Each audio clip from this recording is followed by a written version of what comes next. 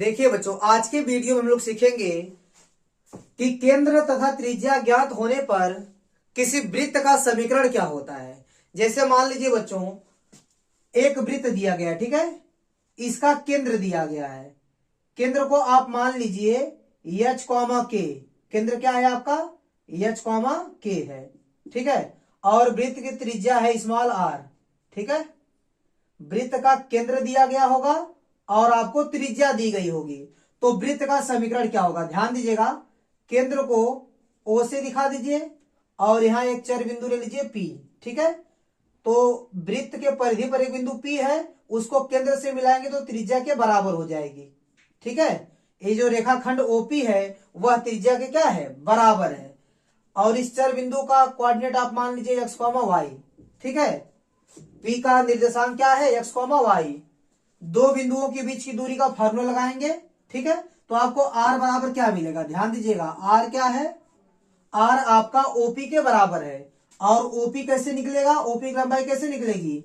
करड़ी में x2 minus x1 का whole square. इसको x2 y2 मान लीजिए और इसको x1 y1 मान लीजिए। चलिए, ये हो गया x1 y1 और इसको मान लीजिए x2 y2।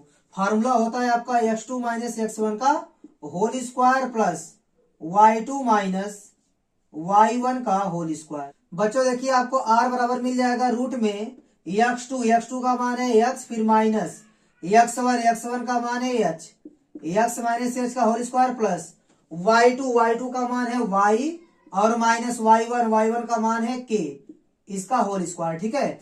अब बच्चों आप दोनों पक्षों का वर्ग कर देंगे, दोनों पक्षों का वर्ग कर दीजिए। इसका वर्ग करेंगे तो आर स्क्वायर मिल जाएगा और इसका वर्ग करेंगे तो करड़ी हट जाएगी।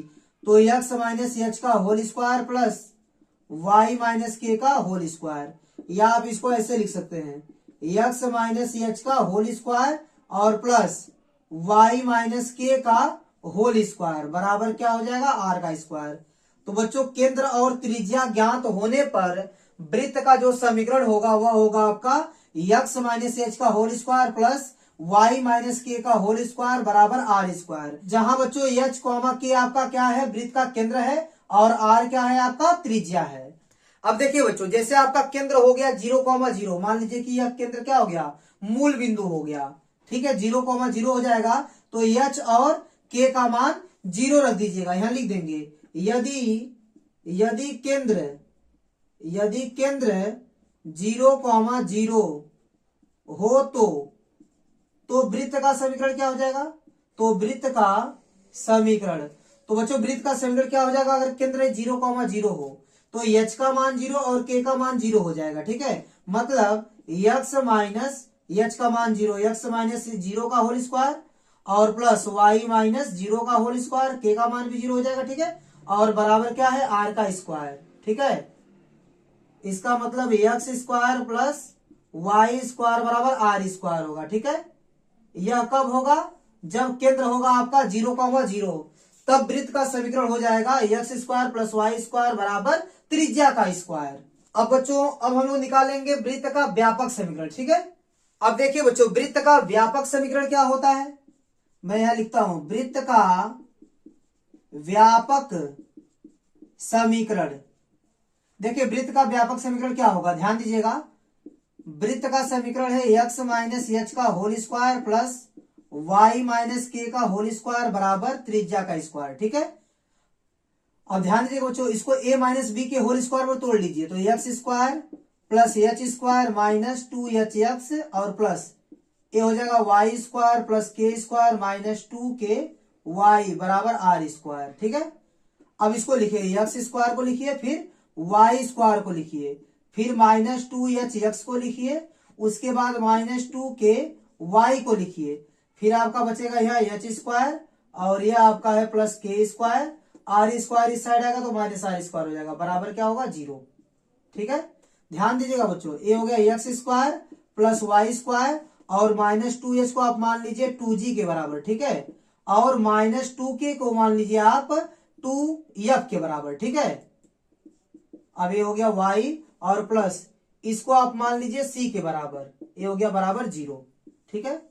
यानी वृत्त का व्यापक समीकरण क्या होगा? X square plus Y square plus 2gx plus 2fy plus C equal to 0। यह वृत्त का व्यापक समीकरण है। जहां बच्चों देखिए, जहां आपका जो 2g है वह आपका -2h के बराबर है, ठीक है, और जो 2f है वो -2k के बराबर है, और जो आपका c है वह आपका h square plus k square minus r square के बराबर है, ठीक है। यहां से 2 से 2 कट जाएगा और h को इस साइड भेजेंगे तो h का मान मिल जाएगा -g, और यहाँ 2 से 2 कट जाएगा, k को इस साइड भेजेंगे तो k प्लस में हो जाएगा, और यह उस साइड जाएगा तो -f हो जाएगा, ठीक है। और r स्क्वायर को इस साइड भेज दीजिए तो आपको मिल जाएगा h square plus k square और -c, ठीक है। ध्यान दीजिएगा बच्चों, आप h का मान -g यहाँ पर रखिए, ठीक है। -g रखेंगे तो h का स्क्वायर करेंगे तो -g का भी स्क्वायर हो जाएगा, तो h स्क्वायर का मान आपको मिल जाएगा g स्क्वायर के बराबर, और k स्क्वायर का मान f स्क्वायर के बराबर मिल जाएगा -c। यहां से बच्चों आपकी त्रिज्या निकल जाएगी रूट में g square plus f square -c, ठीक है।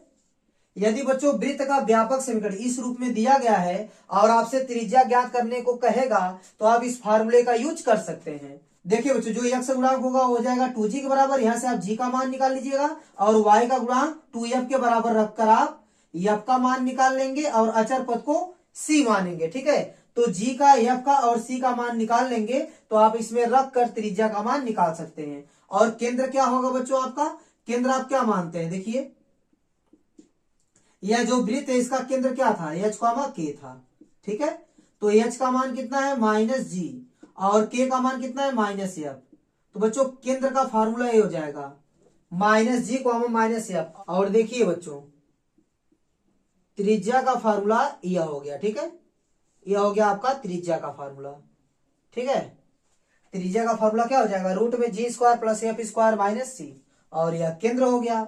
तो बच्चों उम्मीद करता हूं कि आपको वृत्त के व्यापक समीकरण के बारे में जानकारी मिल गई होगी, और केंद्र और त्रिज्या ज्ञात होने पर वृत्त का समीकरण कैसे निकालते हैं उसकी भी जानकारी मिल गई होगी।